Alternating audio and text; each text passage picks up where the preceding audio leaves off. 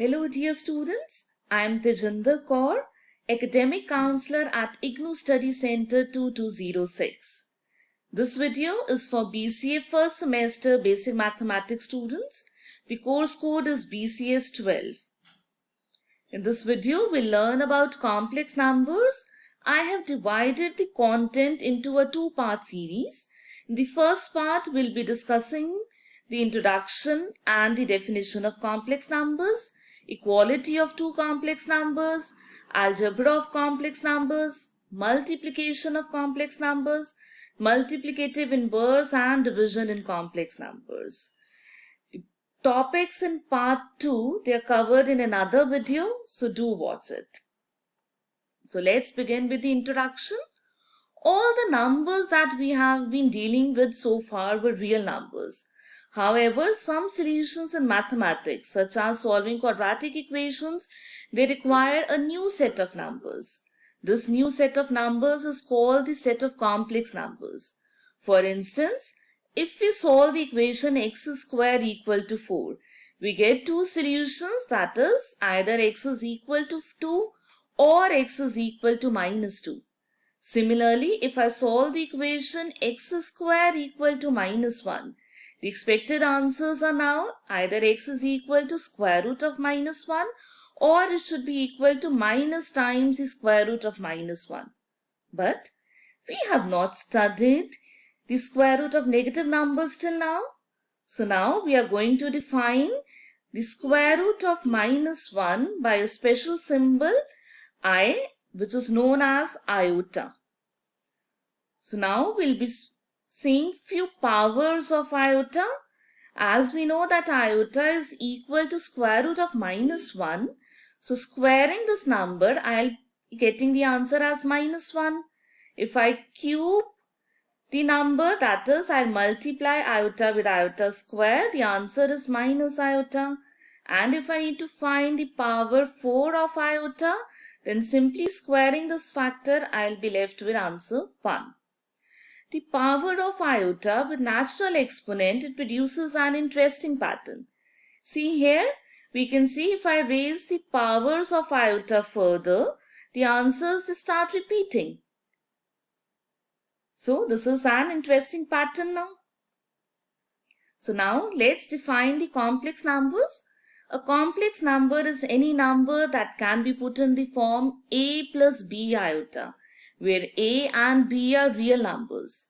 The number a is called the real part of the complex number. The b part is known as the imaginary part of the complex number. They are also denoted by REZ and IMZ respectively. Next is the equality of two complex numbers. Two complex numbers, they are said to be equal if and only if their real parts are equal and also their imaginary parts are equal.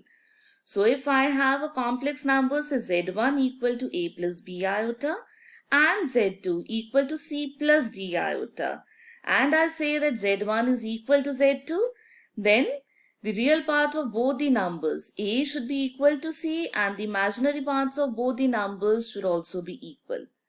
For example, find a and b if 4a minus 3 plus 7 iota is equal to 5 plus 2b minus 1 times iota. So since the two complex numbers, they are equal, so equating their real and imaginary parts, I have 4a minus 3 is equal to 5 and 7 is equal to 2b minus 1. I have two equations in a and b. From these, we can calculate the values of a as 2 and b as 4. Next is the addition of two complex numbers. The two complex numbers z1 and z2, they can be added as if they are algebraic polynomials. That is, for the addition, we simply need to add the real part of the two complex numbers and the imaginary parts of the complex numbers. Similarly, we can subtract two complex numbers now. For this again, to find the difference of z1 and z2, I simply need to subtract the real and the imaginary parts of the two complex numbers. Next is the multiplication of complex numbers. Again, the multiplication can be carried out as if the two complex numbers, they were algebraic binomials. That is, if Z1 is A plus B iota and Z2 is C plus D iota. For multiplying, I'll multiply A with C, that is AC. Then A with D iota, which will give us AD times iota. Then B iota into C, that is BC iota. And B iota into D iota will give us BD into iota square. And since we have seen that iota square is equal to -1, so replacing the value of iota square with minus sign, I am left with AC minus BD plus AD plus BC times iota. That is, we have separated the real and the imaginary parts. So now there is a question for you. Find the square of 2 plus 3 iota and write the result in the form A plus B iota. Recall what we have studied till now. Pause the video and write down your answer. After you are done, resume. So let's see what is the solution. For finding the square of 2 plus 3 iota, I simply need to multiply 2 plus 3 iota with itself. So 2 into 2 is 4. 2 into 3 iota is 6 iota. 3 iota into 2 is 6 iota. And 3 iota into 3 iota is 9 iota square. Again replacing iota square with the minus sign will get the required result. Next is the multiplicative inverse of a complex number. That is, if A plus iota B is a non-zero complex number, then there exists a complex number x plus iota y such that if I multiply both the numbers, the result is equal to the multiplicative identity in C, that is 1, which can be written in the complex form as 1 plus 0 iota. The number x plus iota y is called the multiplicative inverse of A plus iota b. So if I multiply the two numbers and separate their real and imaginary parts and equate the two complex numbers, equating the real and imaginary parts on both sides, I get two equations in x and y. On solving these two equations, I'll get the values of x and y.